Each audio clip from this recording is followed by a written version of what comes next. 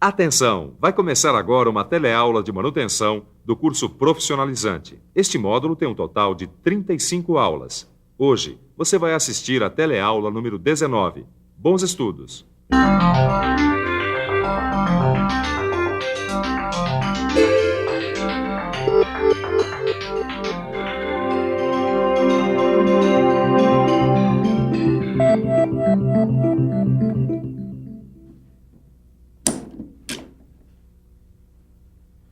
Eu estava aqui desmontando esse conjunto mecânico e encontrei alguns rolamentos com defeito.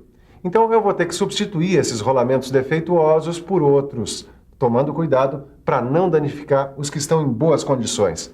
Na verdade, isso que eu estou fazendo aqui é um procedimento comum na manutenção.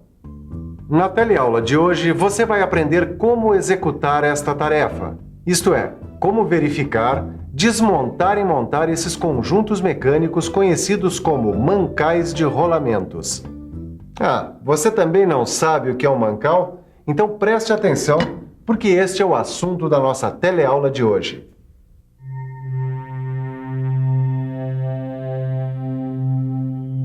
Alguns eixos e os rolamentos são elementos girantes de uma máquina. Esses elementos, para funcionarem, necessitam de um suporte de apoio que tem o nome de mancal. E os mancais se dividem em dois tipos, os mancais de deslizamento e mancais de rolamento. Nessa e na próxima teleaula, você vai conhecer os mancais de rolamento. Este aqui é o mancal de rolamento. Ele comporta rolamentos de esferas ou rolos que servem como apoio do eixo. Quando o eixo gira, essas esferas ou rolos também giram. Os rolamentos, por sua vez, podem ser de dois tipos. Estes são rolamentos radiais. Eles suportam cargas que atuam perpendicularmente ao eixo.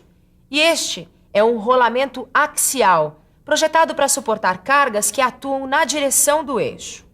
Mas agora que você já sabe alguma coisa sobre os tipos de mancais e os tipos de rolamentos, está na hora de ver um pouco desse conhecimento aplicado na prática. Então, Caio, o que é que manda aí? Ô, mestre Paulo, tava mesmo querendo falar com o senhor. Olha só, eu tô começando agora a trabalhar com rolamentos e uma coisa que eu não consigo entender é como é que a gente consegue verificar as condições de um rolamento. Esse tipo de verificação é feita pelo tato e pela audição. Ó, eu gostaria de aprender mais sobre esse assunto. Será que o senhor podia me dar algum tipo de exemplo? Se você precisar verificar o processo de giro, gire o rolamento lentamente com a mão. Se o movimento for produzido com esforço ou se ocorre de modo desigual, é que o rolamento está apresentando algum problema. Para fazer a verificação pela audição, você tem que fazer o rolamento funcionar com um número de rotações reduzidas. Aí, dependendo do ruído produzido pelo rolamento, você pode deduzir se está com defeito. A verificação pelo ouvido pode ser melhorada utilizando-se um estetoscópio eletrônico. Colocando-se a haste de contato sobre o mancal, tem-se os ruídos produzidos pelo rolamento amplificado, sendo assim mais fácil de identificá-los. Antigamente, esta verificação era feita com uma chave de fenda ou bastão de madeira. Mas como é que eu consigo saber pelo som qual é o problema com o rolamento? A prática vai ensinando. Por exemplo, se for um som assim como um zumbido, é porque as pistas do rolamento estão sujas. Se for um som mais forte, bem estrepitoso, é porque as pistas do rolamento estão danificadas ou descascadas. Agora, se for um som metálico, assim tipo um silvo, aí é sinal de uma pequena folga ou falta de lubrificação. Bom, precisa ter um ótimo ouvido, né? E é preciso mesmo. Com a prática e a dedicação, a gente vai aperfeiçoando. Mas além do ruído, existe um outro fator importante para se observar as condições de um rolamento. É a temperatura. Você pode fazer isso colocando a mão no mancal do rolamento, ou então utilizando um termômetro digital. E quando a temperatura estiver mais alta do que o normal, ou então estiver variando muito, isso significa que o rolamento tem algum problema. E este problema pode ter diversas causas. Pode ser, por exemplo, por lubrificação deficiente ou até excesso de lubrificação. Pode ser devido a excesso de carga, a presença de sujeiras, início de desgaste ou ainda outras causas.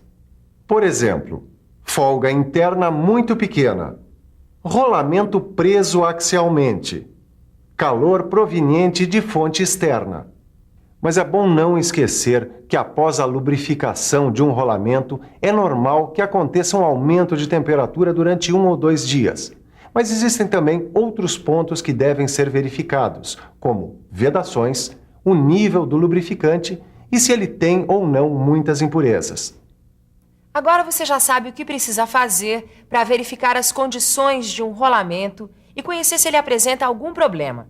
Bom, mas uma vez detectado o problema, é preciso realizar uma inspeção mais detalhada das várias partes do conjunto que estão com defeito, sempre lembrando que a inspeção dos elementos mecânicos deve ser feita com a máquina parada para evitar acidentes. Além disso, a inspeção deve ter um método, isso é, ela deve obedecer uma sequência de operações. É bom você ficar um pouco mais por dentro desse assunto.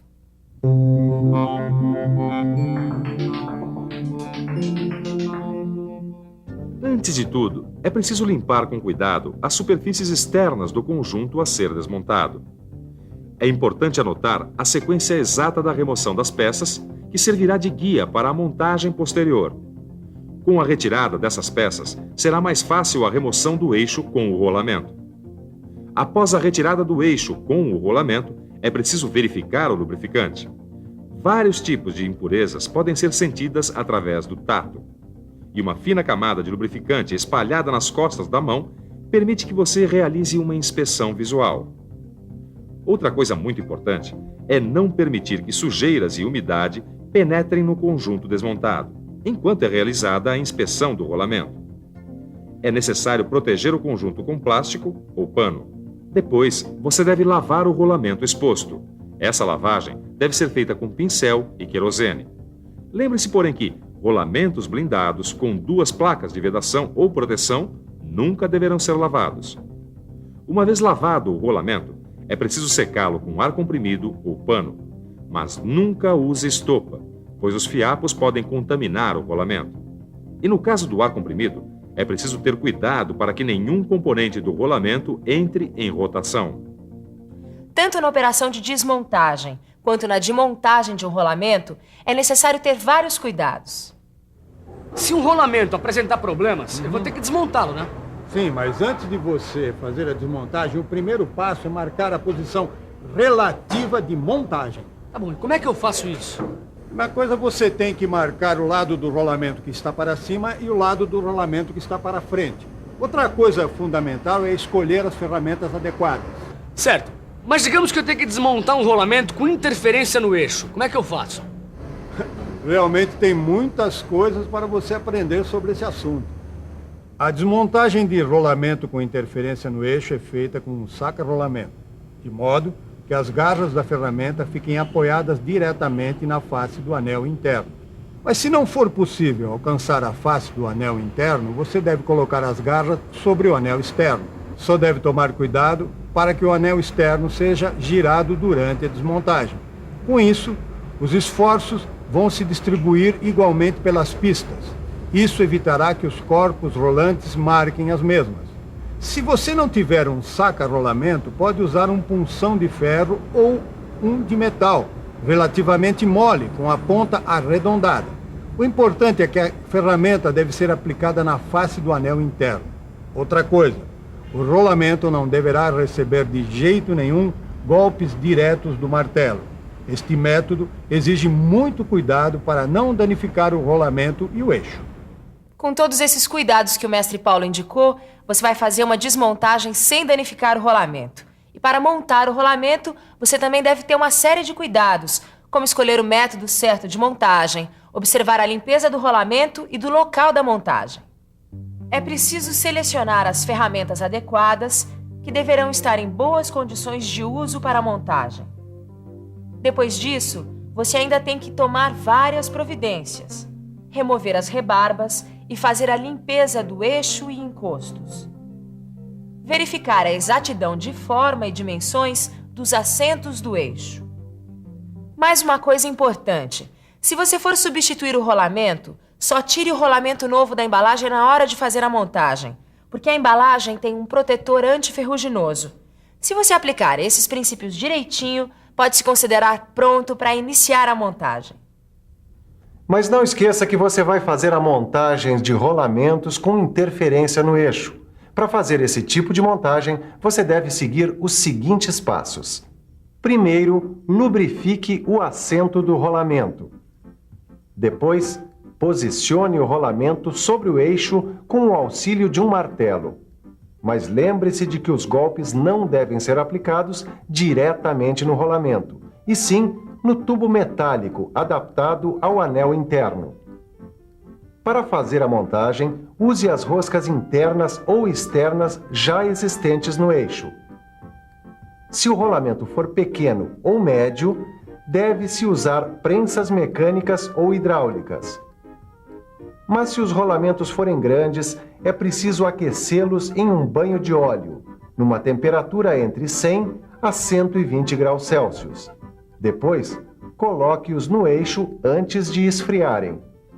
Mas se o rolamento for do tipo que tem lubrificação permanente, esqueça tudo que eu falei sobre aquecimento, pois o aquecimento removeria o lubrificante e acabaria danificando o rolamento. Neste caso, você deve resfriar o eixo onde o rolamento vai ser acoplado, pois a contração facilitará a montagem.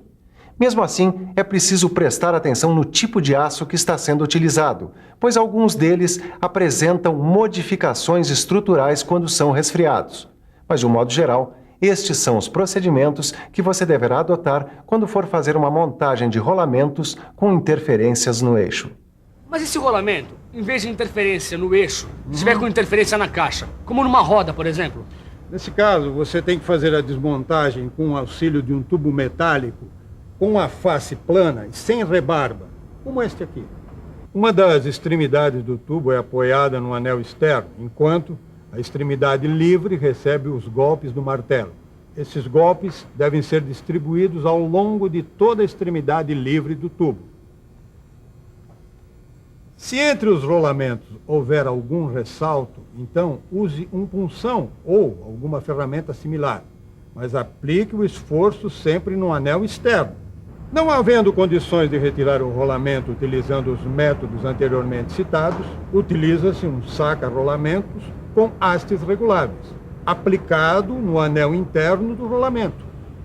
Uma vez desmontado o rolamento e sanado o problema, os passos para a montagem vão ser basicamente os mesmos da montagem do rolamento com interferência dos eixos. Ou seja, usar um tubo metálico contra a face do anel externo após a lubrificação das partes a serem montadas. E cuidar para que o rolamento não fique desalinhado em relação à caixa. Você também pode utilizar uma prensa hidráulica ou mecânica, e se os rolamentos forem grandes, deve ser aquecida a caixa para a montagem. No seu livro você vai encontrar ainda como fazer montagem e desmontagem de rolamentos sobre buchas. Mas vamos com calma. Antes, que tal uma boa revisada em tudo que a gente aprendeu hoje? E atenção, se liga aí que é hora da revisão. Na teleaula de hoje, você aprendeu que mancais são suportes de apoio para rolamentos e eixos, que são elementos girantes de uma máquina, e que existem mancais de rolamento e mancais de deslizamento. Aprendeu também que as condições de um rolamento podem ser verificadas pelo tato, pela audição ou por fatores como a temperatura. E viu como se faz a verificação e a inspeção de rolamentos em conjuntos mecânicos. Conheceu, afinal, quais são os procedimentos para a desmontagem e montagem de rolamentos com interferência no eixo e com interferência na caixa. No seu livro de estudos, você vai encontrar todos esses processos descritos, além de outras informações que vão complementar o seu aprendizado. Não deixe esse assunto esfriar. Bons estudos e até a próxima!